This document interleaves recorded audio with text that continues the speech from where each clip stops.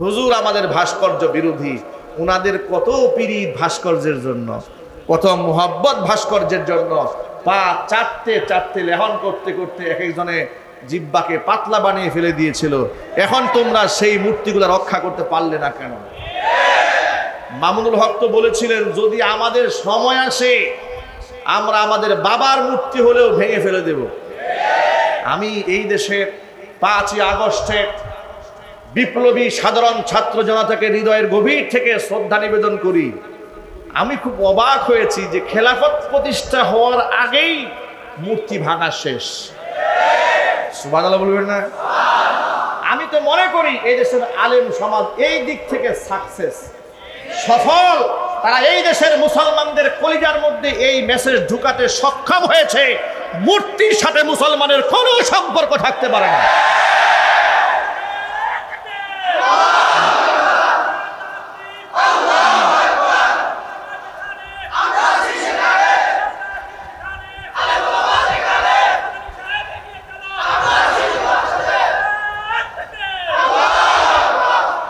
এই দেশের আলেম উলামারা সাধারণ মানুষের অন্তরে এই মেসেজ ঢুকাতে সক্ষম হয়েছিলেন, মূর্তির সাথে মুসলমানদের কোনো সম্পর্ক নাই।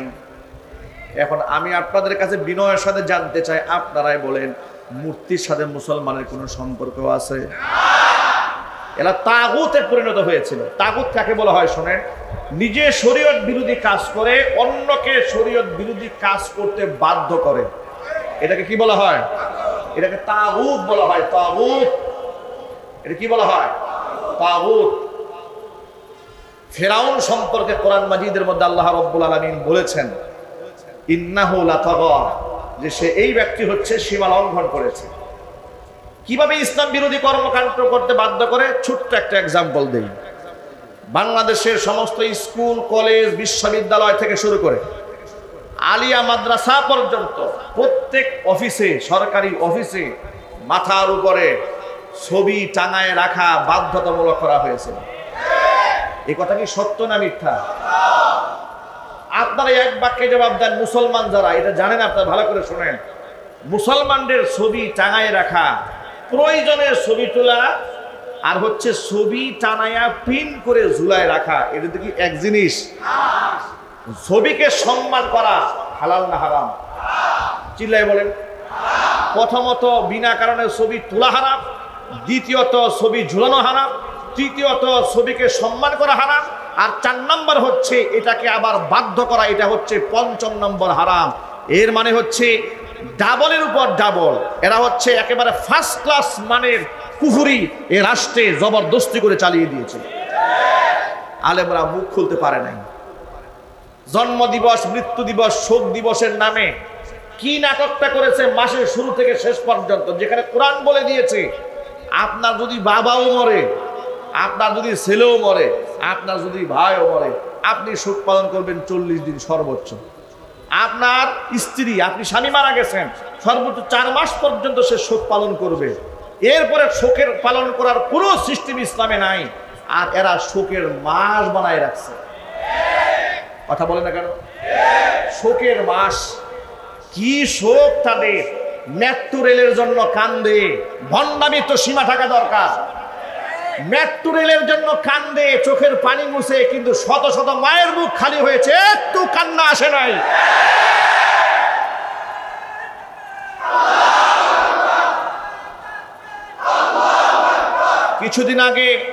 কিছুদিন আগে দেখলাম যে তার জন্মদিন উপলক্ষে তার কিছু লেসপেন্সারেরা ফেসবুকে দেখি পুশ করা শুরু করছে মাসজননী।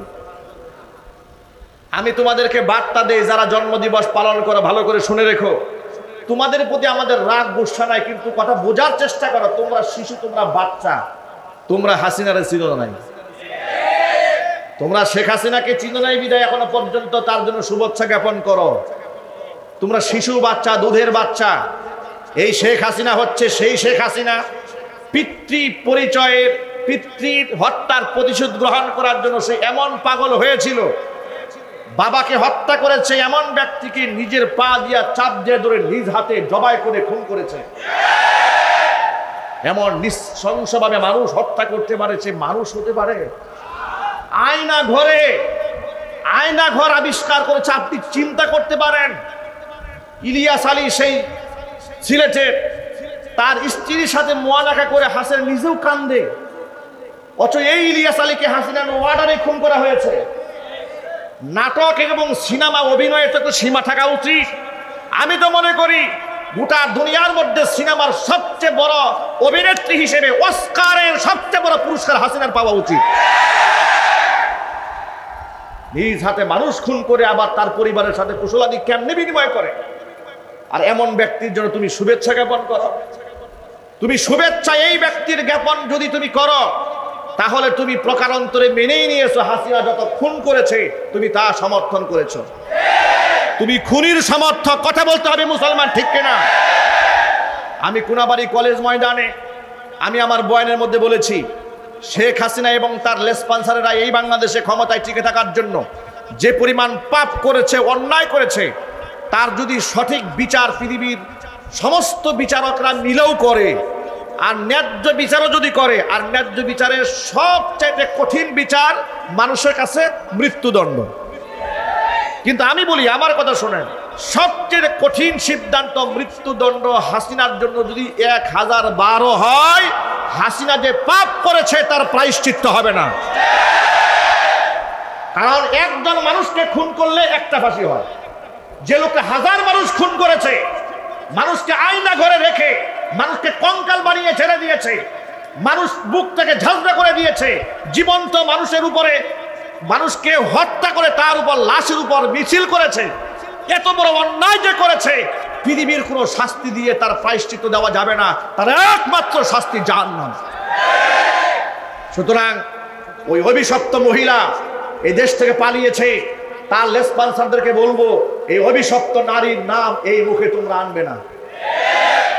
তার বিচার এই বাংলার মাটিতে হবে ইনশাআল্লাহ। ওরা বলেছে যে চট করে চলে আসবে, আমরা বলি আসেন, আসেন। 18 কোটি মানুষ আপনাকে চট করে মাথায় তুলে নিয়ে ফট করে জাহান্নামে ছেড়ে দিয়ে প্রস্তুত হয়ে আছে।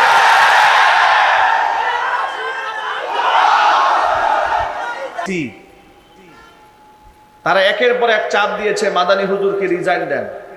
মোতাল্লি জীবনের শেষ মুহূর্ত পর্যন্ত আমার পক্ষে সংগ্রাম করে বলেছেন যে কোন অপরাধে আমার খতিব সাহেবকে আমি রিজাইন দেব। তিনি খুব জেদি মানুষ ছিলেন।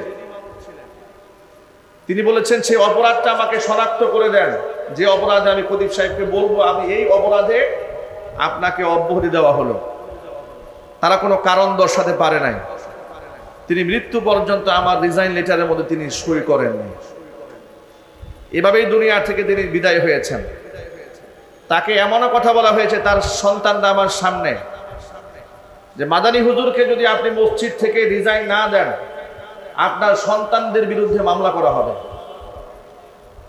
যেহেতু তিনি বয়স্ক ছিলেন, তার বিরুদ্ধে মামলা না করে সন্তানদেরকে জেলখানায় নিয়ে যাবে, এমন হুমকি দিয়েছে। মোতালি সাহেব বলেছিলেন যে আমার সন্তানদেরকে জেলখানা নিয়ে যাবেন, এই হুমকি দিচ্ছেন। আমি যদি একজন আলেমকে অপমান করি, বিনা কারণে একজন আলেমকে আমার মসজিদ থেকে আমি রিজাইন দিয়ে দিই, তাহলে এর থেকেও তো বড় শাস্তি আমার উপর আসতে পারে। তিনি রিজাইন পত্রে সাইন করেননি। থানা থেকে রিজাইন লেটার নিয়ে মোতাল্লি সাহেবের বাড়িতে পুলিশ দিনের পর দিন বসে থেকেছে।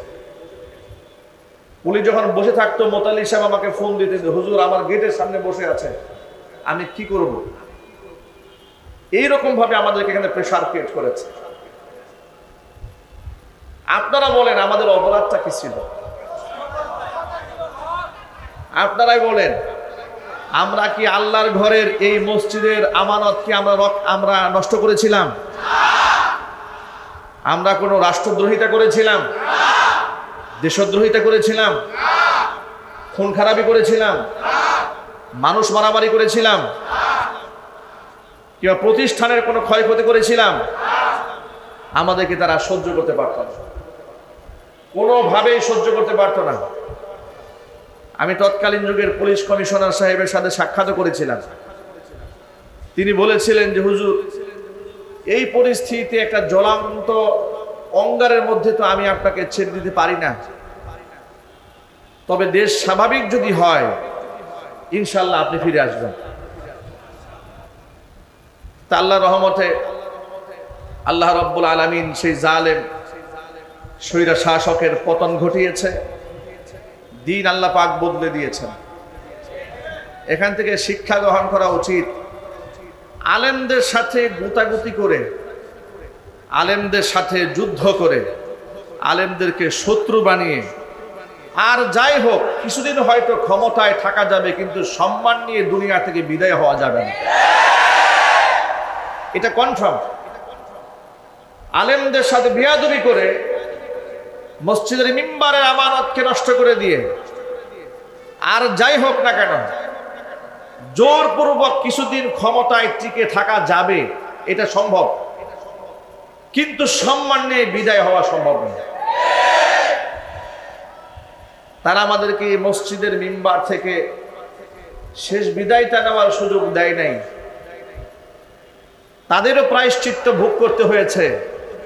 স্বৈরাচারী শেখ হাসিনা চেয়েছিল একটা বিদায়ী ভাষণ দেওয়ার জন্য, কথা বলেন ঠিক না? 1 ঘন্টা সময় চেয়েছিল যে আমি একটা বিদায়ী ভাষণ দেই। সেনাবাহিনী বলেছে আপনার হাতে সময় আছে মাত্র আধা ঘন্টা, এর মধ্যে যদি আপনি এলাকা না ছাড়েন আপনার অস্তিত্ব কোথায় যাবে আমি কিন্তু বলতে পারবো না। উনি বিদায়ী ভাষণ দেবে দূরের কথা, শুনতে পেলাম দুপুরে খাবার খাওয়ারও টাইম পাই নাই। বিদায় ছাড়া চোরের মতো দেশ থেকে পালিয়ে যেতে বাধ্য হয়েছে, কারণ তারা এই দেশের অসংখ্য আলেমদেরকে মিথ্যা মামলায় জেল খাটিয়েছে, অসংখ্য আলেমদেরকে তারা ফাঁসির আসামি বানিয়েছে, অসংখ্য খতিব সাহেবদেরকে মসজিদ থেকে বিনা নোটিশে তাড়িয়ে দিয়েছে, অসংখ্য আলেম ওলামাদেরকে বছরের পর বছর কারারুদ্ধ রেখেছে।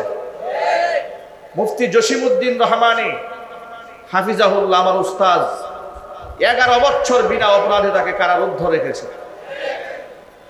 জুনায়েদ বাবুনগরী রহমাতুল্লাহি আলাইহির মতো একটা রত্ন, বিরাট টুকরা মুরব্বী আলেম, বয়স্ক আলেম, হুইল চেয়ার ছাড়া চলতে পারেন না, এমন ব্যক্তিকে রিমান্ডে নিয়ে উল্টা করে ঝুলিয়ে পায়ের মধ্যে রড দিয়ে পিটিয়েছে।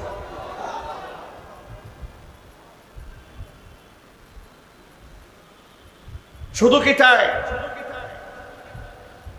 গোটা ওয়ার্ল্ডের বিশেষ করে উপমহাদেশের শ্রেষ্ঠতম দিনের দায়ী, ওয়ার্ল্ড ফেমাস ইসলামিক চিন্তাবিদ, আন্তর্জাতিক খ্যাতি সম্পন্ন মুফাসসির কোরআন শহীদ আল্লামা দেলওয়ার হোসেন সাঈদী রাহমাতুল্লাহি আলাইহি আল্লাহর একজন কিংবদন্তি ওলি ছিলেন, যিনি বিগত 30 বছর আগে এ দেশে সমাজ সম্পর্কে যা বলতেন, আজকেও সেই বক্তব্য শুনলে মনে হয় এই বক্তব্য তিনি গতকাল দিয়েছেন।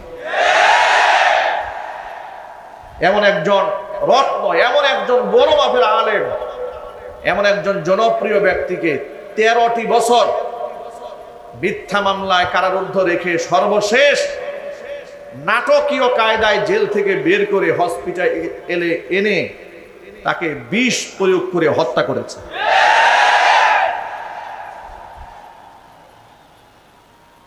বছর খানেক আগে শহীদ আল্লামা দেলওয়ার হোসেন সাঈদী রাহমাতুল্লাহি আলাইহিকে যখন বিষ প্রয়োগে হত্যা করা হলো, তখন আমি ফেসবুকে স্ট্যাটাসে লিখেছিলাম যে স্বৈরাচারীর পতন অত্যাসন্ন, খুব অনতিবিলম্বে এই জালেমের পতন ঘটবে।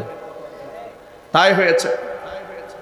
আল্লামা মামুনুল হক হাফিজাহুল্লাহর মতো একটা সিংহ পুরুষকে নিজের স্ত্রী দিয়ে ধর্ষণের মামলা দিয়েছে। এখনো কোনো ফাহেসা বক্তব্য নাই যে আলেম সম্পর্কে না দিয়েছে।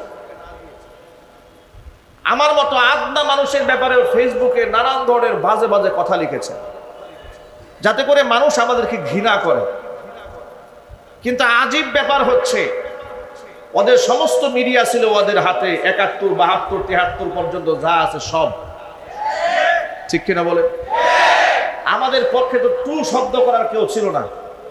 এত মিডিয়া থাকার পরেও সমস্ত মিডিয়া দিয়ে আমাদেরকে জঙ্গি, তালেবান, রাজাকার, আল বদর, আল শাম, মৌলবাদ, উগ্রবাদ, এখনো কোনো শব্দ নাই যেগুলা দিয়ে আমাদেরকে ঘায়েল না করেছে।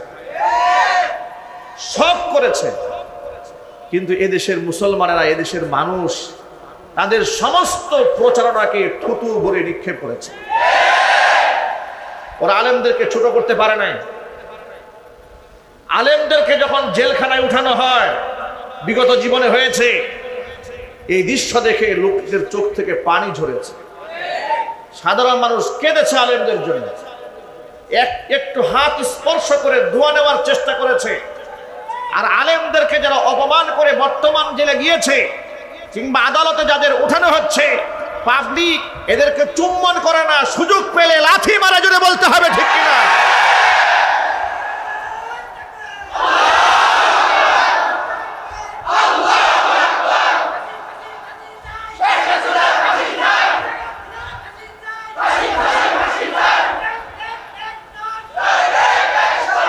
মনে রাখবেন, মনে রাখবেন, মসজিদের মিম্বার আওয়ামী লীগ, বিএনপি, জাতীয় পার্টি কিংবা জামাত ইসলাম কারো পৈতৃক সম্পদ নয়।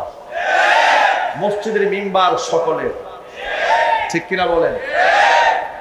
এই মসজিদের মিম্বার থেকে বিগত জীবনে জালেমদের বিরুদ্ধে যেভাবে আমরা গর্জে উঠেছি, ভবিষ্যতেও আমরা সেভাবেই গর্জে উঠবো ইনশাআল্লাহ। বলুন ইনশাআল্লাহ। আমি অবাক হয়ে যাই, এখনো পর্যন্ত স্বৈরাচারী হাসিনার জন্য যারা মায়া কান্দা কান্দে, ভালো করে শোনায় কথাটা। আচ্ছা, আপনাদেরকে অত্যন্ত বিনয়ের সাথে প্রশ্ন করি, শেখ হাসিনা শত শত মানুষ খুন করেছে, এটা কি সত্য না মিথ্যা? যারা মুখ বন্ধ রাখেন, সন্দেহ আছে আপনাদের? এটা জোরে বলতে হবে। শেখ হাসিনা প্রত্যক্ষ কিংবা পরোক্ষ নির্দেশের মাধ্যমে এদেশের অসংখ্য ছাত্রদেরকে, অসংখ্য আলেমদেরকে, অসংখ্য সাধারণ মানুষকে খুন করেছে। এ কথা কি সত্য না মিথ্যা? এতগুলো মানুষের খুন করার পরেও যে এই খুনির জন্য যে মানুষের দিল কান্দে, আল্লাহর কসম, খুতবার মসজিদ থেকে বলছি, এত বড় জালেমের জন্য যারা আত্মা কাঁদে, ও ফেরাউনের নাতি পুতি ছাড়া আর কেউ হতে পারে না।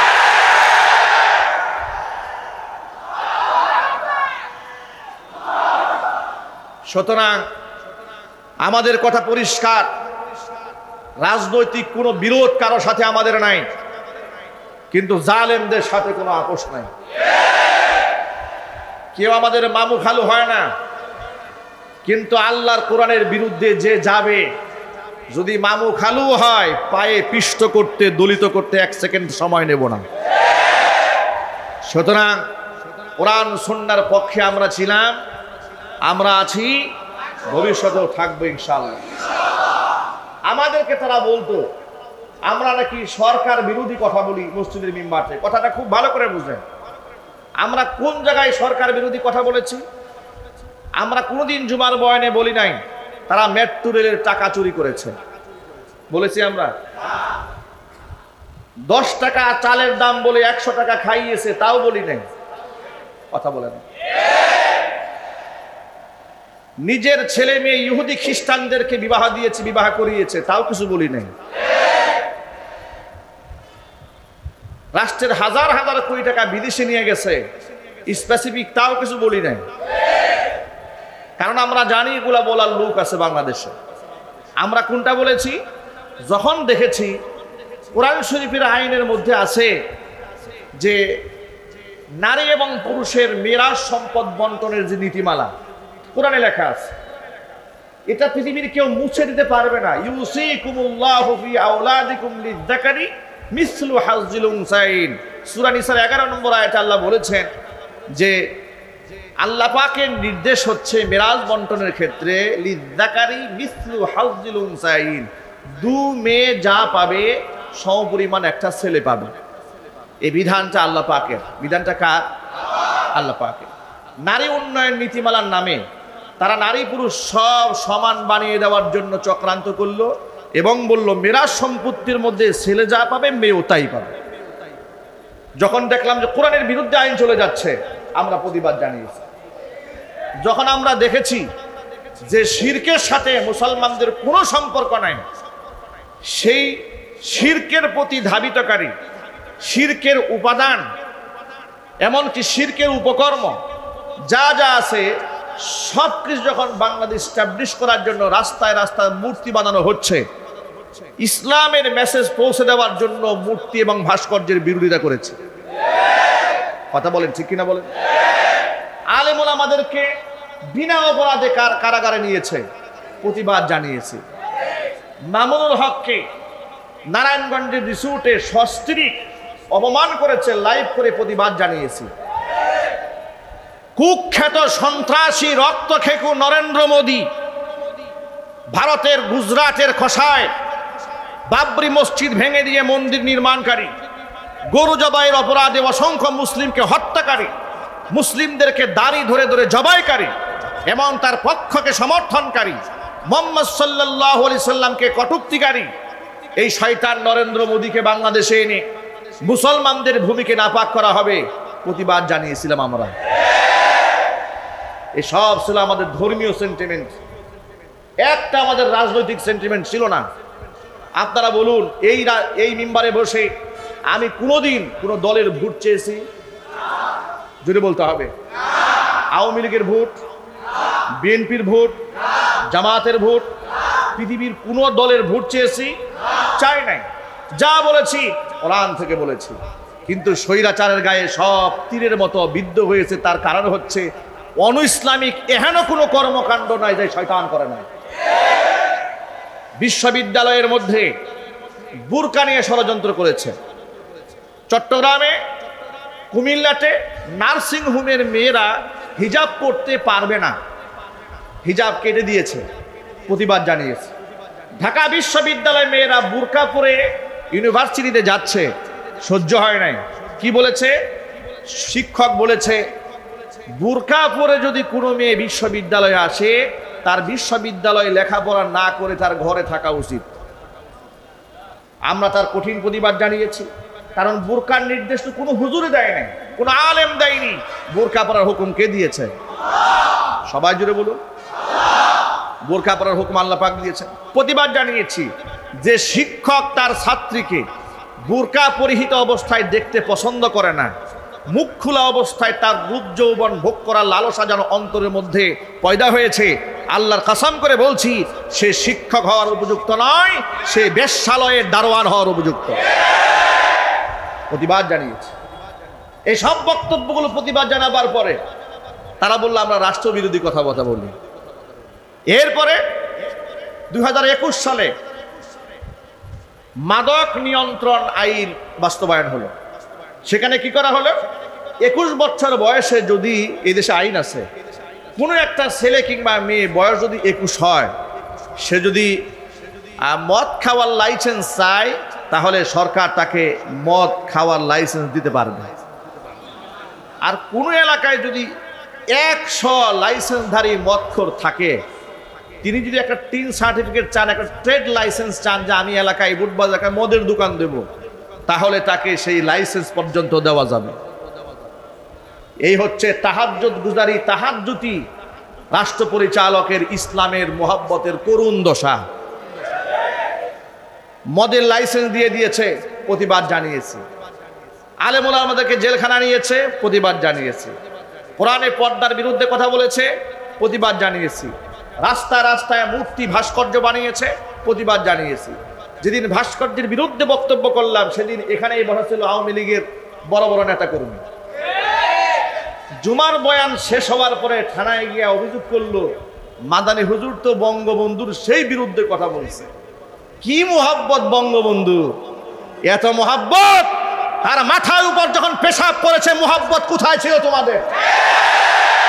জাতির কাছে জবাব দিতে হবে। তোমরা প্রতারক, মিথ্যাবাদী, ধোঁকাবাজ, কথা বলতে হবে, ঠিক কিনা?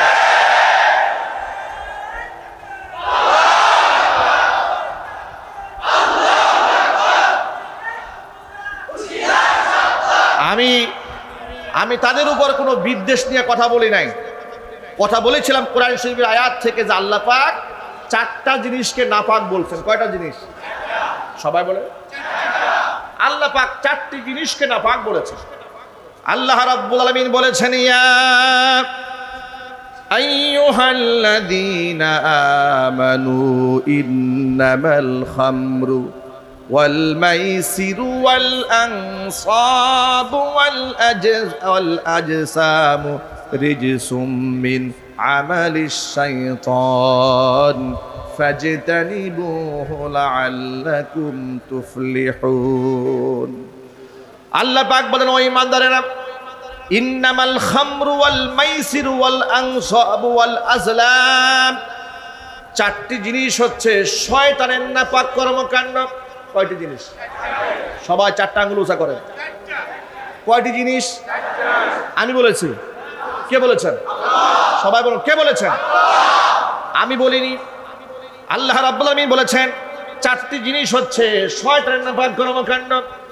ইন্নামাল খামরু, এক নাম্বার হচ্ছে মদ, ওয়াল মাইসির, দুই নাম্বার হচ্ছে রাসূলুল্লাহ সাল্লাল্লাহু আলাইহি সাল্লাম বলেছেন, ইন্নামা আনা বুইসতু লিকাসরিল আসনাম। পৃথিবীতে মূর্তি রাখার জন্য আল্লাহ আমাকে পাঠাননি, পৃথিবীর মধ্যে মূর্তিগুলাকে ভেঙে দিয়া আল্লাহর একাত্মবাদ প্রতিষ্ঠার জন্য আল্লাহ পাক জমিনের মধ্যে আমাকে প্রেরণ করেছেন। আল্লাহু আকবার বলেন। আপনারা বলেন, ইব্রাহিম আলাইহিস সালাতু ওয়াস সালাম আমাদের কি হন? সবাই বলেন না, কি হন? তিনি আমাদের কি পিতা? আরো জোরে বলেন। এই কথাটা বলতেও মুসলমান ভয় পাইত। বিগত 16 বছরে নবী ইব্রাহিম আলাইহিস সালাতু ওয়াস সালামকে জাতির পিতা বলতে মুসলমানরা ভয় পেত। এমনকি অনেক মাহফিল মঞ্চে জাতির পিতা ইব্রাহিম আলাইহিস সালাতু ওয়াস সালাম বলা হয়েছে, কিন্তু তাদের মাইন্ডে লেগেছে, তারা খুব কষ্ট পেয়েছে। বাস্তবতা আছে না নাই? আমার প্রিয় ভাইরা, ইব্রাহিম আলাইহিস সালাতু ওয়াস সালাম মূর্তি ভেঙে দিয়েছিলেন। কোরআন বলে দিয়েছি, মিল্লাতা বিকুম ইব্রাহিম হুয়া সাম্মাকুমুল মুসলিমিন, তোমরা তোমাদের জাতির পিতা ইব্রাহিম আলাইহিস সালাতু ওয়াস সালামের ধর্মের অনুসরণ করো, তার আনুগত্য করো। এর মানে তুমি যখন বিশ্বাস করবে আমি আল্লাহ ছাড়া কোনো মাবুদ নাই, ইলাহা নাই, আইনদাতা নাই, বিধানদাতা নাই, রব নাই, সৃষ্টিকর্তা নাই, আমি আল্লাহ ছাড়া কোনো রাজ্জাক নাই, কোনো খালেক নাই, কোনো মালিক নাই, হায়াত দানকারী কেউ নাই, জীবন দানকারী কেউ নাই, মৃত্যু দানকারী কেউ নাই। যখন তুমি বিশ্বাস করে নিয়েছো, পৃথিবীর কোনো পীর, পৃথিবীর কোনো দুর্গা, পৃথিবীর কোনো দরগা, পৃথিবীর কোনো ভাস্কর্যের সামনে সম্মানে তোমার মাথা নত হবে না। সম্মানে মাথা নত হবে একমাত্র কার সামনে? আমার প্রিয় বন্ধুগণ, ইব্রাহিম আলাইহিস সালাতু ওয়াস সালাম মূর্তি ভেঙে গুড়িয়ে দিয়েছিলেন। তিনি বাপ দাদা আত্মীয় স্বজনকে শিক্ষা দিতে চেয়েছিলেন মূর্তির কোনো ক্ষমতা নেই, সমস্ত ক্ষমতার মালিককে। এই শিক্ষা নবী ইব্রাহিম দিলেন। তাহলে তুমি সেই নবী ইব্রাহিমের আদর্শিক সন্তান বলে মুসলমান হিসেবে নিজে দাবি করার পরেও তুমি কিভাবে মূর্তি নির্মাণ করো? জবাব দাও, কথা বলে ঠিক কিনা? আমরা প্রতিবাদ জানাবার পরে তারা টেলিভিশন টক শোতে কি বলেছিল শোনেন। তারা বলল যে হুজুররা ভাস্কর্যের বিরুদ্ধে কথা বলে, অথচ তুরস্কে মূর্তি আছে, ভাস্কর্য আছে, ইরানে মূর্তি আছে, লেবাননে মূর্তি আছে, সৌদি আরবে এই ভাস্কর্য আছে, সেই ভাস্কর্য আছে, নানান যুক্তি। আমার প্রিয় ভাইরা, মনে রাখবেন, Saudi, Kuwait, Iran, Iraq, Lebanon, পৃথিবীর কোনো মুসলিম দেশ আমাদের জন্য মডেল নয়। আমাদের জন্য মডেল হচ্ছে কোরআন এবং সুন্নাহ। কথা বলেন ঠিক কিনা? আপনারা আমার সামনে যারা বসে আছেন, আমিও আপনাদের মডেল নই, আমি আপনাদের মডেল নই, আমি আপনি আমাদের সকলের মডেল বিশ্বনবী মুহাম্মদ রাসূলুল্লাহ সাল্লাল্লাহু আলাইহি ওয়াসাল্লাম। সুতরাং মূর্তি তুরস্কে বানিয়েছে না ইরাকে বানিয়েছে না ইরানে বানিয়েছে, এগুলা দাদাকে আদা পড়া শেখায় কোনো লাভ নাই। আজে বাজে কথা বলে গল্প করে কোনো লাভ নাই। আমি শুনাই কোরআন শরীফের আয়াত, ও আমার দেখায় ইরাক। কথা বল ঠিক কিনা বলে? আমি দেখাই নবীর হাদিস, ও আমার দেখাই সৌদি আরব। আচ্ছা, ইরান কিংবা কুয়েত কিংবা তুরস্কের ভাস্কর্য খুব মজা লাগছে। সৌদি আরবের খুরমা খুব মজা লাগে, কিন্তু সৌদি আরব যে পর্দার ব্যাপারে খুব কঠোরতা আছে, এটা মজা লাগে না? সৌদি আরবে যে চুরি করলে হাত কেটে দেয় ওটা মজা লাগে না? সৌদি করলে হত্যার বিনিময়ে যে হত্যা হয় এটা মজা লাগে না? জিনা করলে, ধর্ষণ করলে কল্লা উড়াই দেওয়া হয়, এটা মজা লাগে না? এর মানে হচ্ছে তারা আসলে সৌদিকে মডেল মানে না। ওরা সৌদি শাসক কিংবা পৃথিবীর কোনো মুসলিম দেশের মুসলিম শাসক যদি অনিসলামিক কোনো কর্মকাণ্ডকে করেই ফেলে শয়তানের ওয়াসওয়াসায় পড়ে, ওইটাকে হাইলাইট করে নিজেদের অপকর্ম ধামাচাপা দেওয়ার চেষ্টা করে। এইভাবেই সমস্ত মিডিয়া, সমস্ত সাংবাদিক, সমস্ত পত্রপত্রিকাগুলোকে তারা জিম্মি বানিয়ে ফেলে দিয়েছিল। মিডিয়াতে আলেম ওলামাদের প্রশংসা করতে দেওয়া হয় নাই, এমনকি আলেমদের বক্তব্য স্বাধীনভাবে প্রচারও করতে দেওয়া হয় নাই। কথা বলেন, ঠিক কিনা বলেন? আমি এবার যে কথাটি বলতে চাই সেটা হলো, আপনার জন্য, আমার জন্য, গোটা দেশের মানুষের জন্য আদর্শ মডেল আমিও নই, পৃথিবীর কোনো আলেম নয়, কোনো দরবেশও নয়। মডেল তাহলে কারা? কোরআন বলে দিয়েছি, লাকাদ কানা লাকুম ফি রাসূলিল্লাহি উসওয়াতুন হাসানাতুল লিমান কানা ইয়ারজুল্লাহা ওয়াল ইয়াউমাল আখির ওয়া যাকারাল্লাহা কাসীরা। আল্লাহ পাক বলেন, আমার রাসূলের মধ্যে তোমাদের জন্য রয়েছে উত্তম আদর্শ, তবে সকলেই সে আদর্শ গ্রহণ করবে না। লিমান কানা ইয়ারজুল্লাহা ওয়াল ইয়াউমাল আখির, যারা আখিরাতের দিনে প্রাপ্তির আশা করে, যারা আল্লাহ পাকের রহমত আশা করে, একমাত্র তারাই মুহাম্মদুর রাসূলুল্লাহ সাল্লাল্লাহু আলাইহি ওয়াসাল্লামের জীবন থেকে আদর্শ খুঁজে পাবে। আমি আমার সকল ভাইদেরকে বলি, সুতরাং ইরাক, ইরান, কুয়েত কিংবা লেবানন কিংবা Dubai, France, Britain, Canada, Germany মুসলমানদের জন্য আদর্শ নয়। মুসলমানদের জন্য আদর্শের নমুনা হচ্ছে কোরআন এবং আল্লাহ নবী সাল্লাল্লাহু আলাইহি সাল্লামের রেখে যাওয়া আদর্শ। ঠিক কিনা বলেন? এই কথাগুলো আমরা কোরআন এবং সুন্নাহ দিয়েই বলেছি। বলার পরে তারা বলেছে, এই তো হুজুর আমাদের বঙ্গবন্ধু বিরোধী, হুজুর আমাদের ভাস্কর্য বিরোধী। উনাদের কত পীড়িত ভাস্কর্যের জন্য, কত মোহাব্বত ভাস্কর্যের জন্য, পা চাটতে চাটতে, লেহন করতে করতে এক একজনে জিব্বাকে পাতলা বানিয়ে ফেলে দিয়েছিল। এখন তোমরা সেই মূর্তিগুলো রক্ষা করতে পারলে না কেন? মামুনুল হক তো বলেছিলেন, যদি আমাদের সময় আসে আমরা আমাদের বাবার মূর্তি হলেও ভেঙে ফেলে দেব। আমি এই দেশের 5ই আগস্টে বিপ্লবী সাধারণ ছাত্র জনতাকে হৃদয়ের গভীর থেকে শ্রদ্ধা নিবেদন করি। আমি খুব অবাক হয়েছি যে খেলাফত প্রতিষ্ঠা হওয়ার আগেই মূর্তি ভাঙা শেষ। সুবহানাল্লাহ বলবেন না? আমি তো মনে করি এই দেশের আলেম সমাজ এই দিক থেকে সাকসেস, সফল। তারা এই দেশের মুসলমানদের কলিজার মধ্যে এই মেসেজ ঢুকাতে সক্ষম হয়েছে, মূর্তির সাথে মুসলমানের কোনো সম্পর্ক থাকতে পারে না।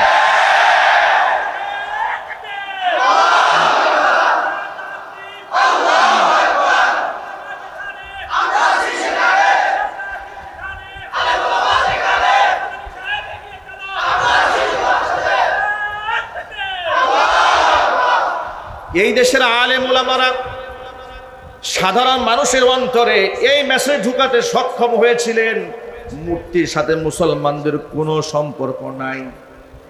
এখন আমি আপনাদের কাছে বিনয়ের সাথে জানতে চাই, আপনারাই বলেন, মূর্তির সাথে মুসলমানের কোনো সম্পর্ক আছে? এরা তাগুতে পরিণত হয়েছিল। তাগুত কাকে বলা হয় শোনেন? নিজে শরীয়ত বিরোধী কাজ করে অন্যকে শরীয়ত বিরোধী কাজ করতে বাধ্য করে, এটাকে কি বলা হয়? এটাকে তাগুত বলা হয়। তাগুত, এটা কি বলা হয়? তাগুত। ফিরআউন সম্পর্কে কোরআন মাজিদের মধ্যে আল্লাহ রাব্বুল আলামিন বলেছেন, ইন্নাহু লাতাগা, যে সে এই ব্যক্তি হচ্ছে সীমা লঙ্ঘন করেছে। কিভাবে ইসলাম বিরোধী কর্মকাণ্ড করতে বাধ্য করে? ছোট্ট একটা এক্সাম্পল দেই।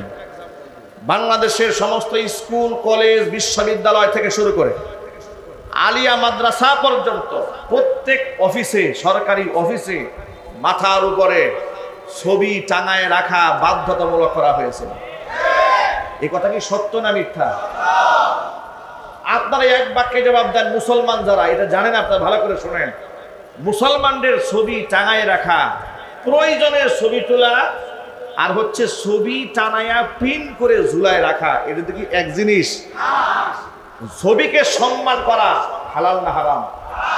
চিল্লাই বলেন। প্রথমত বিনা কারণে ছবি তোলা হারাম, দ্বিতীয়ত ছবি ঝুলানো হারাম, তৃতীয়ত ছবিকে সম্মান করা হারাম, আর 4 নম্বর হচ্ছে এটাকে আবার বাধ্য করা, এটা হচ্ছে 5ম নম্বর হারাম। এর মানে হচ্ছে ডাবলের উপর ডাবল। এরা হচ্ছে একেবারে ফার্স্ট ক্লাস মানের কুফরি এ রাষ্ট্রে জবরদস্তি করে চালিয়ে দিয়েছে। আলেমরা মুখ খুলতে পারে নাই।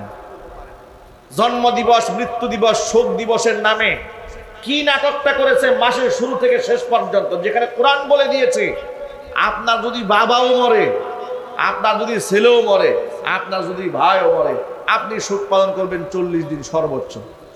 আপনার স্ত্রী, আপনি স্বামী মারা গেছেন, সর্বোচ্চ 4 মাস পর্যন্ত সে শোক পালন করবে। এরপরে শোকের পালন করার কোনো সিস্টেম ইসলামে নাই। আর এরা শোকের মাস বানায় রাখছে। কথা বলে না কেন? শোকের মাস। কি শোক তাদের! মেট্রো রেলের জন্য কান্দে, ভণ্ডামি তো সীমা থাকা দরকার। মেট্রো রেলের জন্য কান্দে, চোখের পানি মুছে, কিন্তু শত শত মায়ের মুখ খালি হয়েছে, একটু কান্না আসে নাই।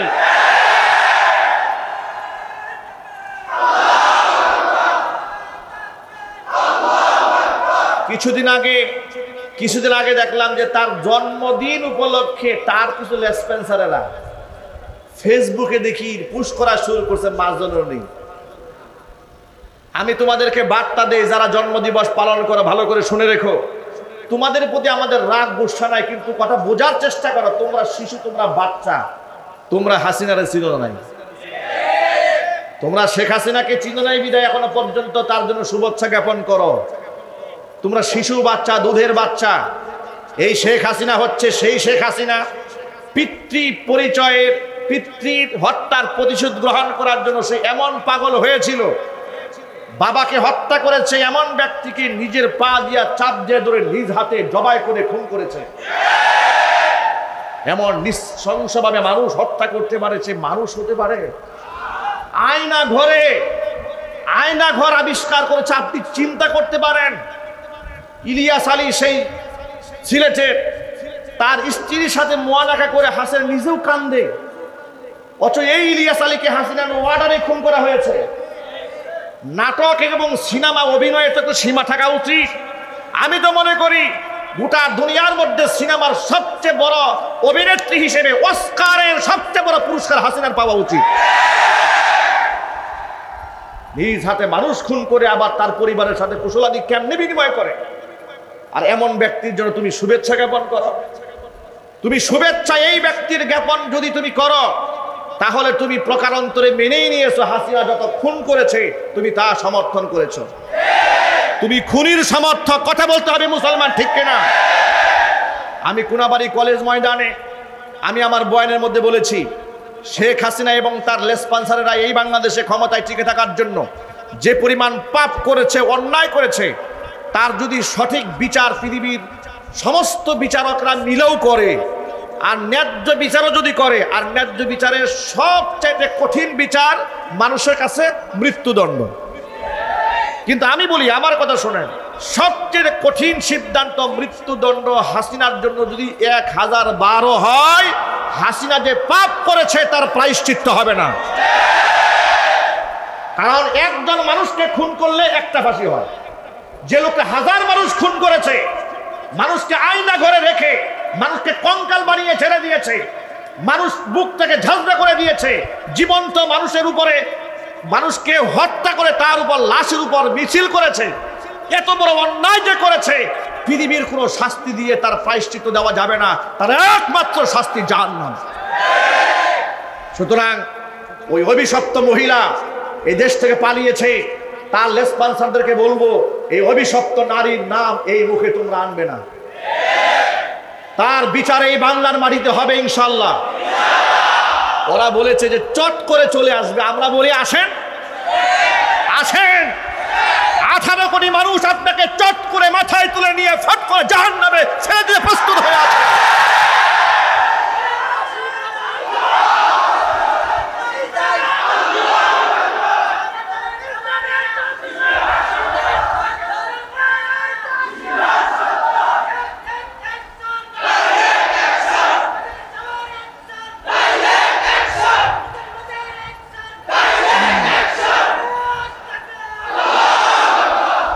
এই সাইনবোর্ডে, এই আমাদের এই পাশের এলাকা সাইনবোর্ড স্টেশনে আমি সেদিন ইসলাহি প্রোগ্রাম করেছি।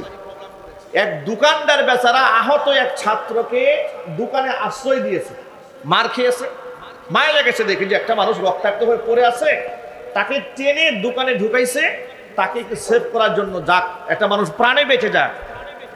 মানুষ, পুলিশ এত জানোয়ার কেমনে হয়?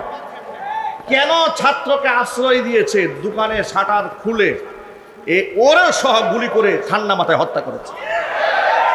এরা মানুষ না জানোয়ার? এরা মানুষ না জানোয়ার? এদের বিচার হওয়া দরকার নাই?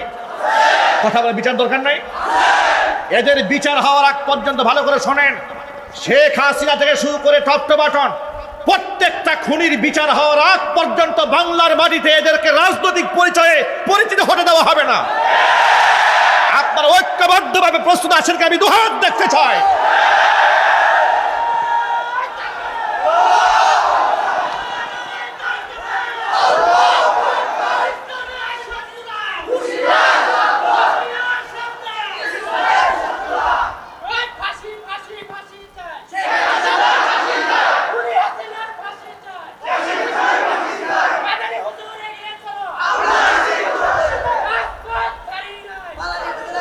আমাদের কথা পরিষ্কার শোনেন, ব্যক্তিগত বা কারো প্রতি আমাদের ক্ষোভ নাই, কিন্তু যারা এই কোরআনের বিরুদ্ধাচরণ করেছে, আলেমদেরকে হত্যা করেছে, মিথ্যা মামলায় জেল খাটিয়েছে, ফাঁসির রায় দিয়েছে, আলেমদেরকে ব্ল্যাক লিস্ট করে 116 জন আলেমের নামে তালিকা করে মানুষের সামনে অপমানিত করেছে, আলেমদের হাতে ছোট্ট রফিকুল ইসলাম মাদানির মতো ছোট্ট একজন মানুষকে সহ্য করতে পারে নাই, রিমান্ডে নিয়ে জামা কাপড় খুলে হাতের মধ্যে সিগারেট ধরাইয়া প্যান্ট শার্ট পরাইয়া ছবি তুলে মানুষের সামনে তাকে অপমানিত করার চেষ্টা করেছে। এগুলো আমরা ভুলে যাই নাই, এগুলো আমরা ভুলে যাই নাই। তোমাদের চেহারা দেখলে ওই নির্যাতনের কথা আমাদের মনে পড়ে। 2018 সালে আমার মতো নগণ্য মানুষকে তোমরা মাহফিল থেকে ধরে নিয়ে গেলা, বিস্ফোরক আইনে মামলা দিলা, আর মামলার মধ্যে লিখে দিল কোন গোপন বৈঠক থেকে আমাকে ধরে নিয়ে গিয়ে আমার পকেটের মধ্যে 16টা তোমরা ককটেল পেয়েছো। এই নাটক তোমরা আমার সাথেও করেছিলে, কথা বলেন না ভাই, ঠিক কিনা বলেন? এই নাটক ওরা আমাদের সাথে করে নাই, আর জোরে বলতে পারে করে নাই। এগুলোর বিচার হওয়া দরকার নাই। কেন আমি বুটবাজার কেন্দ্রীয় মসজিদ থেকে আমাকে 4টা বছর দূরে রাখা হয়েছে?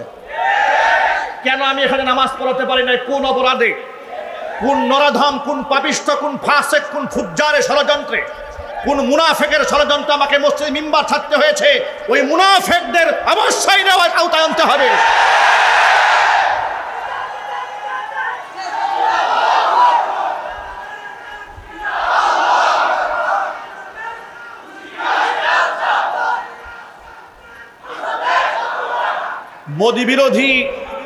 মোদি বিরোধী আন্দোলন করে ঘরে ফেরার পরে থানা থেকে আমাকে ফোন দিয়া বলে, হুজুর আপনি সেফ থাকেন, আপনার বিরুদ্ধে কিন্তু এলাকার কিছু লোকেরা খেপে গেছে।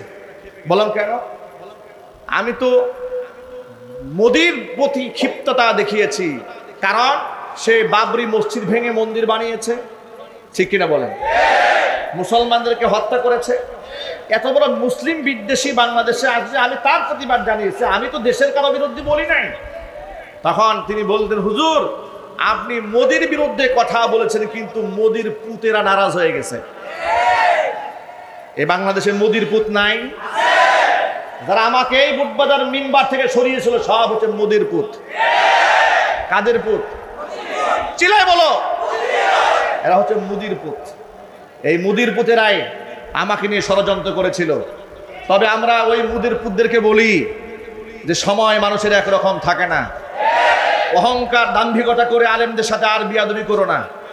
বর্তমান যারা ক্ষমতা আছে, ভবিষ্যতে যারা ক্ষমতা আসবে, তাদের প্রতি আমাদের বার্তা হচ্ছে আলেমদের সাথে গুতাগুতি না করে, আলেমদের সাথে সমন্বয় করে, ধর্ম উপদেষ্টা যেমন আলেম বানিয়েছ, কওমি মাদ্রাসার লক্ষ লক্ষ আলেমদেরকে তোমরাই তো বলেছ তোমরা সেখানে মাস্টার্সের মূল্যায়ন করেছ, তাহলে প্রাইমারি লেভেল থেকে শুরু করে ইউনিভার্সিটি লেভেল পর্যন্ত এই সার্টিফিকেটের আন্ডারে একজন কওমি যোগ্য কোরআন সুন্নাহর বিশুদ্ধ তিলাওয়াতকারী ব্যক্তিদেরকে সরকারি সমস্ত শিক্ষক শিক্ষার্থী এমনকি বড় বড় সংস্থার মধ্যে সরকারিভাবে ঢুকিয়ে দিতে হবে।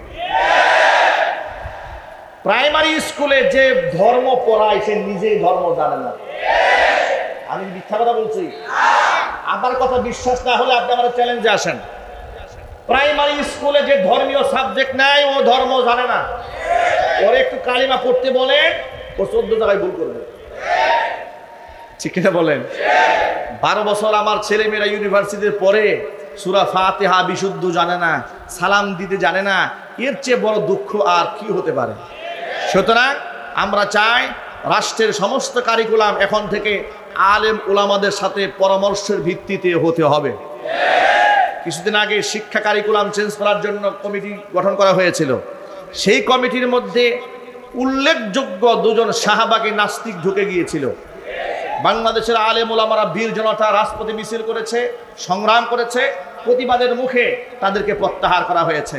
আমাদের শেষ বার্তা শুধু প্রত্যাহার করলে হবে না, দায়িত্বে যারা আছেন ভালো করে শোনেন। হাসিনা অনিসলামিক শিক্ষা ব্যবস্থা তৈরি করে ইসলাম বিদায়ের পায়তারা করেছিল, জুতা পিটা খেয়ে বিদায় হয়েছে। এদেশের 90 থেকে 95% বর্তমান এই দেশের মুসলমানদের হৃদয়ের আবদার হচ্ছে এই রাষ্ট্র এই দেশ চলবে আলেম ওলামার পরামর্শের ভিত্তিতে। আপনারা কি এতে প্রস্তুত? মানে কোরআন এবং সুন্নাহ ভিত্তিক রাষ্ট্র পরিচালিত হোক, এটা আপনারা চান?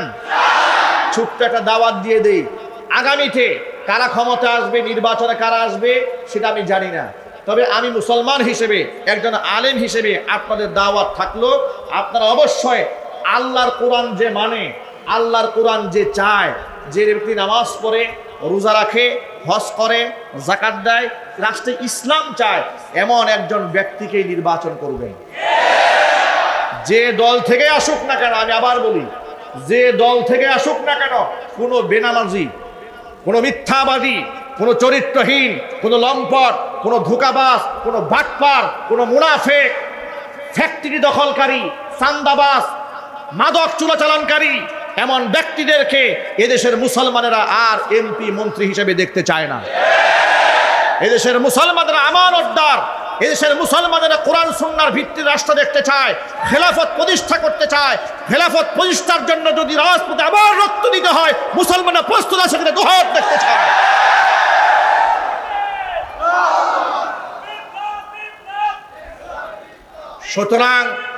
সুতরাং প্রিয় ভাইদেরকে বলছি, আপনারা সকলে ঐক্যবদ্ধ থাকুন ইনশাআল্লাহ। বাংলাদেশের ওদের সমস্ত মিডিয়া ছিল ওদের হাতে, কিন্তু আমাদের কাছে শুধু ছিল মসজিদের মিম্বার। এই মিম্বার কি দুর্বল?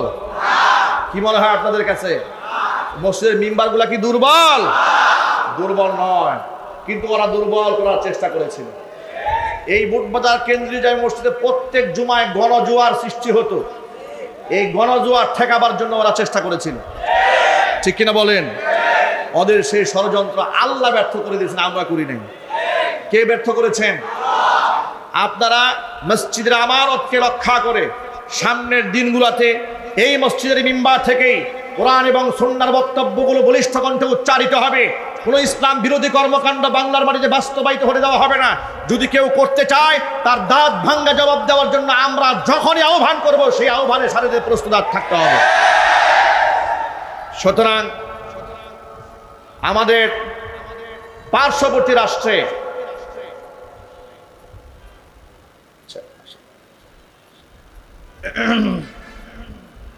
মাশাআল্লাহ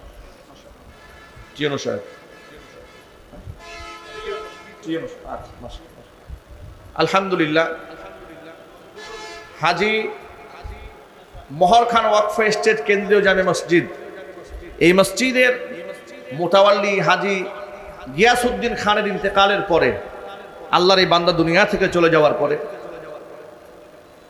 বর্তমান যিনি দায়িত্ব পালন করছেন মোতাওয়াল্লি হিসেবে মসজিদের, তিনি হচ্ছেন আমাদের সম্মানিত টিএনও সাহেব। এই সরকারি প্রতিষ্ঠান, তিনি এই সম্মানটা ধরে রেখেছেন এবং এই শৃঙ্খলা টিকিয়ে রাখার জন্য তিনি অক্লান্ত পরিশ্রম করেছেন বুদ্ধিভিত্তিক প্রচেষ্টার মাধ্যমে। আমরা আল্লাহর কাছে তার কল্যাণ কামনা করি। এবং তিনি যেন তার আপন দায়িত্ব সঠিকভাবে আঞ্জাম দিতে পারেন। এই মসজিদের উন্নয়ন কল্পে তার সার্বিক ভূমিকা থাকবে, যেহেতু তিনি এখন মুতাওয়াল্লি মানে সকলের গার্জিয়ান, তিনি গার্জিয়ান সুলভভাবেই এই মসজিদের দায়িত্ব পালন করবেন বলে আমরা তার কাছে আশাবাদ ব্যক্ত করি এবং তার জন্য আল্লাহর কাছে আমরা দোয়া করি। তিনি আলহামদুলিল্লাহ আজকে আমাদের মসজিদে মেহমান হয়ে এসছেন। আল্লাহ রাব্বুল আলামিন দুনিয়া এবং আখিরাতে তাকে সম্মানিত করুন। আল্লাহ পাক যাকে আল্লাহর ঘরের মুতাওয়াল্লি বানিয়েছেন, পদমর্যাদার দিক থেকে আল্লাহ পাক যেন তাকে কোরআনের নূরে নূরান্বিত হওয়ার তৌফিক দান করেন। সকলে জুড়ে বলুন আমিন। প্রিয় ভাইরা, আমাদের পার্শ্ববর্তী দেশ ভারতে প্রতিনিয়ত সেখানে ধর্মীয় উস্কানি দেওয়া হয়, ঠিক কিনা বলেন? সংখ্যালঘুরা সেখানে নির্যাতিত হয়। সেখানে সংখ্যালঘু মুসলিমরা কি পরিমাণ কষ্টে দিনাতিপাত করে। গরু জবাইয়ের অপরাধে মুসলিমকে হত্যা করা হয়েছে, এমন অসংখ্য ঘটনা আছে না নাই? জোরে বলতে হবে, আছে না নাই? মুসলিমরা কি পরিমাণ বৈষম্যের শিকার আপনাদেরকে ছোট্ট একটা এভিডেন্স দেই। এই বাংলাদেশে অমুসলিম সম্প্রদায়ের সংখ্যা হচ্ছে মাত্র 7%। কয় পার্সেন্ট? মাত্র 7% সংখ্যায় তারা। প্রশাসনের চাকরির সুবিধা গ্রহণ করেছে তারা 25%। কত পার্সেন্ট? 25% সংখ্যালঘুদেরকে বাংলাদেশে দিয়ে দিয়েছে তৎকালীন যুগের স্বৈরাচারী, যাতে করে হিন্দুদের কলিজা ঠান্ডা করে মুসলিম জবাই করে হিন্দুদের অনুগ্রহ নিয়ে কিয়ামত পর্যন্ত ক্ষমতায় থাকা যায়। কিন্তু স্বাদ পূরণ হয় নাই, কথা বলতে হবে, ঠিক কিনা? পক্ষান্তরে আমাদের পার্শ্ববর্তী দেশ ভারত, মুসলিমদের সংখ্যা যেখানে 25% মুসলিম জনসংখ্যায়, সেখানে -0% প্রশাসনে মুসলিমরা চাকরি পাবে। এর মানে মুসলিমরা প্রশাসনে অ্যাপ্লাই করার কোনো সুযোগ নাই। চিন্তা করেন, জাতি ধর্ম বৈষম্য কারা সৃষ্টি করে? আর এরা আমাদেরকে, ওদের নাতিপুতিদেরকে টেলিভিশনে বসিয়ে আমাদেরকে বৈষম্যের সবক শেখায়। আমাদেরকে ওরা ধর্ম বর্ণ নির্বিশেষে এক হয়ে থাকার সবক শোনায়। ওদের নাতিপুতিরা যারা প্রতিনিয়ত মুসলমানদেরকে নির্যাতন করে, কষ্ট দেয়, বৈষম্যের শিকার করে রাখে। কথা বলতে হবে, ঠিক কিনা? নূপুর শর্মা আল্লাহ নবী সাল্লাল্লাহু আলাইহি ওয়াসাল্লামের সাথে বিয়াদবি করেছিল। গোটা ওয়ার্ল্ডের মুসলিম, বিশ্ব মুসলিম ফুঁসে উঠেছিল। মাত্র গত সপ্তাহে আপনারা দেখেছেন সেখানকার এক ভারতের ধর্মগুরু রামগিরি মহারাজ একটা ধর্মগুরু হয়ে মুহাম্মদ সাল্লাল্লাহু আলাইহি সাল্লাম সম্পর্কে যে শব্দ উচ্চারণ করেছে মুখে, এটা আমি এই পবিত্র আল্লাহর ঘরে মুখ থেকে উচ্চারণ করাও আমার জন্য সম্ভব নয়। আমাদের নবী সম্পর্কে এত বাজে কথা সে বলেছে। আমার বুঝে আসে না, একজন অশিক্ষিত মূর্খ মানুষ যদি এই মন্তব্য করতো মনে আঘাত লাগতো না? একটা ধর্মগুরু, তার তো মোটামুটি লেখাপড়া করা থাকে, ঠিক কিনা বলেন? সে শিক্ষিত মানুষ। একটা ধর্মগুরু কি করে মুহাম্মদ সাল্লাল্লাহু আলাইহি ওয়াসাল্লাম সম্পর্কে বাজে মন্তব্য করেছে? এমনকি বিজেপির জনৈক সাংসদ আবার সেটাকে সমর্থন করে একের পর এক ফেসবুকে পোস্ট করেছে। আমি আপনাদেরকে বলি, আপনারা বলেন তো, আজ পর্যন্ত আমাদের বাংলাদেশের কোনো আলেম হিন্দু সম্প্রদায়ের বিরুদ্ধে উস্কানিমূলক কোনো কথা বলেছে? এই যে আমি যে বক্তব্য দিচ্ছি, আমার ডানে আমার বামে অসংখ্য মিডিয়া আমার বক্তব্য রেকর্ড করছে। বিগত 16 বছরে আমি যত কথা মানুষের সামনে বলেছি তার অধিকাংশ কথা রেকর্ড আছে। আমার একটা বক্তব্যে দেখান আমি যেখানে উস্কানি দিয়েছি যে আপনি হিন্দুদের মন্দিরে গিয়ে আঘাত হানেন, কিংবা ওদের ধর্মগুরু ব্যাপারে কোনো নাপাক কথাবার্তা বলেছি, আপনারা আমাদের সামনে পেশ করুন। দেখাতে পারবে না ইনশাআল্লাহ। শুধু আমি নই, বাংলাদেশের দায়িত্বশীল কোনো আলেমের মুখে এগুলো পাবেন না। তার কারণ কোরআন তাদেরকে শিখিয়েছে। কি শিখিয়েছে শোনেন, কোরআন মাজিদ আল্লাহ রাব্বুল আমিন বলে দিয়েছেন, ওয়ালা তাসুব্বুল্লাযীনা ইয়াদউনা মিন দুনিল্লাহি ফায়াসুব্বুল্লাহা আদওয়াম বিগাইরি ইলমিন। আমি আল্লাহকে বাদ দিয়ে তারা যেই সমস্ত দেবদেবীর পূজা অর্চনা করে, ওই সমস্ত দেবদেবীদেরকে তোমরা গালমন্দ করো না, তাহলে তারা হিংসা বশবর্তী হয়ে অজ্ঞতাসারে তোমার আল্লাহকেই তারা গালি দিয়ে বসবে। কত পরধর্ম সহিষ্ণু ধর্ম ইসলাম সুন্দর করে শিখিয়ে দিয়েছেন। অমুসলিমদের দেব দেবীর সমালোচনা করা যাবে না, এই জন্য পৃথিবীর কোনো দায়িত্বশীল মুসলমান এই কাজটা করে না। জোরে বলেন সুবহানাল্লাহ। আর সেই জায়গায় রামগিরি মহারাজ একটা ধর্মগুরু হয়ে মুহাম্মদ সাল্লাল্লাহু আলাইহি সাল্লাম সম্পর্কে এত বাজে কথা বলেছেন, সেই নবীর ব্যাপারে, যেই নবীর চরিত্রের ব্যাপারে স্বয়ং আল্লাহ কোরআনে কসম করে বলেছেন, ওয়া ইন্নাকা লাআলা খুলুকিন নাযীম। ও নবীজি, ছোটখাটো চরিত্রের অধিকারী আপনি নন, আপনি মহান চরিত্রের উপর প্রতিষ্ঠিত আছেন। জোরে কোন সুবহানাল্লাহ। একজন বড় দার্শনিক বিজ্ঞানী, তিনি একটা বই লিখেছিলেন দ্য 100। ওই বইয়ের ভিতরে গোটা পৃথিবীর 100 মহামনীষীদের জীবনী লিখেছিলেন। তিনি ছিলেন খ্রিস্টান ধর্মাবলম্বী। খ্রিস্টান ধর্মাবলম্বী হওয়ার পরেও তিনি গোটা পৃথিবীর মহামনীষী 100 বাছাই করার মধ্যে সবার আগে তিনি মুহাম্মদ সাল্লাল্লাহু আলাইহি ওয়াসাল্লাম নাম লিখে দিয়েছেন। তার কাছে প্রশ্ন করা হলো, আপনি একজন খ্রিস্টান, আপনার নবী ঈসা আলাইহিস সালামের নাম দিয়েছেন 6 নম্বরে, মুহাম্মদ সাল্লাল্লাহু আলাইহি ওয়াসাল্লাম নাম দিলেন 1 নম্বরে, তার কারণটা বলেন। তিনি বললেন, শোনো, আমি খ্রিস্টান ধর্মাবলম্বী হলেও ইনসাফ ছাড়া কথা বলতে পারি না। আমি যদি বিশ্বনবী মুহাম্মদ সাল্লাল্লাহু আলাইহি ওয়াসাল্লামকে পরে নাম দিতাম আর আমার নবীর নামটা আগে দিতাম, গারা ছাড়া পৃথিবীর ইতিহাসের ছাত্ররা আমাকে একটা আন্তর্জাতিক মিথ্যাবাদী বলে গালি দিত। আমি আল্লাহর নবীর জীবনী পড়ে এই সিদ্ধান্তে উপনীত হয়েছি, আসমানের নিচে জমিনের উপরে তার চাইতে বড় মনীষী আর কেউ জন্মগ্রহণ করে নাই। আল্লাহু আকবার বলেন, আল্লাহু আকবার বলেন। আমার নবীজি অমুসলিমদের ব্যাপারে কি বলেছেন শোনেন। নবীজি বলেছেন, মান কাতালা মুআহাদান লাম ইয়ারিহ রাইহাতাল জান্নাতি ইয়াউমাল কিয়ামা। মুসলিমদের দেশে বসবাসকারী কোনো অমুসলিম কেউ যদি অন্যায়ভাবে কোনো মুসলমান হত্যা করে, ওই মুসলমান কিয়ামতের দিন জান্নাতে যাবে দূরের কথা, জান্নাতের খুশবু পর্যন্ত নাকের মধ্যে পাবে না। ওয়া ইন্না রিহাহা, অথচ জান্নাতের সুঘ্রাণ লাতুজাদু মিন মাসিরাতি 40 আমা, 40 বছরের দূরত্ব থেকে পাওয়া যায়। এমন কঠিন কথা আল্লাহর নবী বলেছেন, কোন মুসলমান যদি অমুসলিমকে হত্যা করে তাহলে অমুসলিমদের পক্ষে নবীজির কথা আছে না নাই? আরো জোরে বলেন।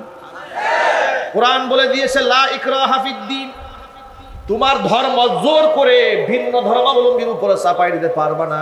এত সুন্দর সুন্দর কথা কোরআনে আছে, এত সুন্দর সুন্দর কথা হাদিসে আছে, আর সেই নবীজির ব্যাপারে এমন বাজে কথা, নাউজুবিল্লাহি মিন যালিক, তারা কেমনে উচ্চারণ করলো?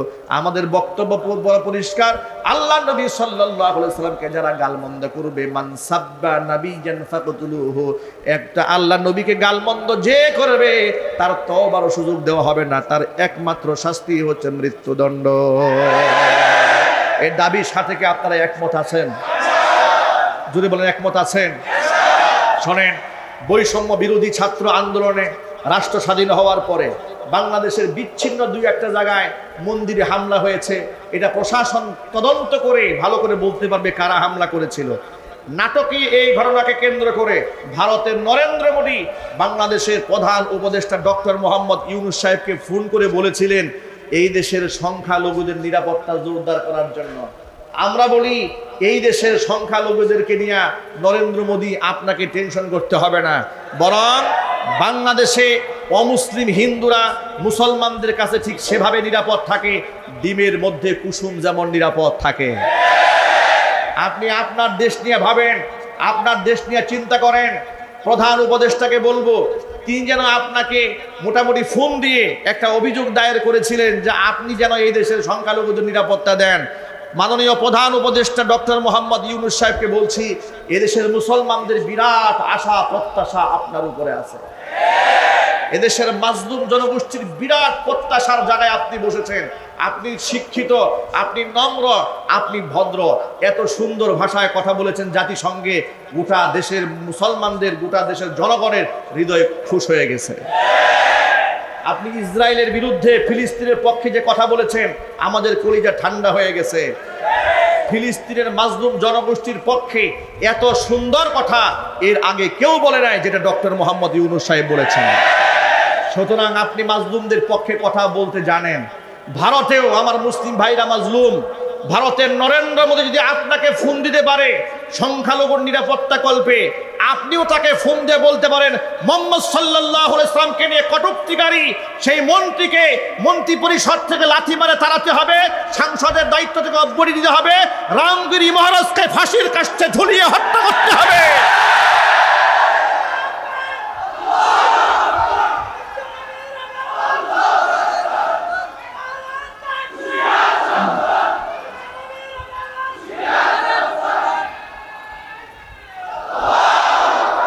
গোটা ওয়ার্ল্ডের মুসলিমরা ইতিমধ্যে দাবি জানিয়েছেন, আমাদের দাবিও আমরা এখনো পর্যন্ত শেষ করি নাই। তার কারণ যতদিন পর্যন্ত এর সুরাহা না হবে মুসলমানদের কলিজার ঘা শুকাবে না।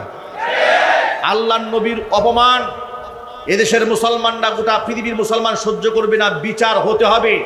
বিচার হওয়ার আগ পর্যন্ত মার্চ টু দিল্লি যেমন সেই দেশের মুসলমানেরা করেছে, আমরা মার্চ টু ভারত দিকে করতে বাধ্য হব যদি এই সমস্ত সন্ত্রাসী গুন্ডাদের বিচার না করা হয়। যেটা বলতে হবে ঠিক কিনা?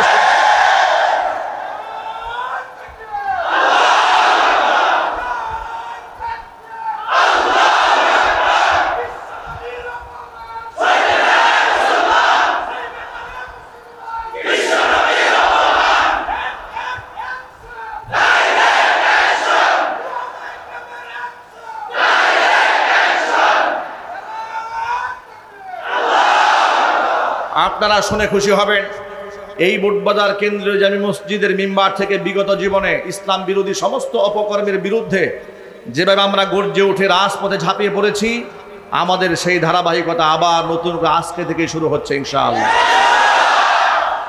শুরু হবে কিনা ইনশাআল্লাহ?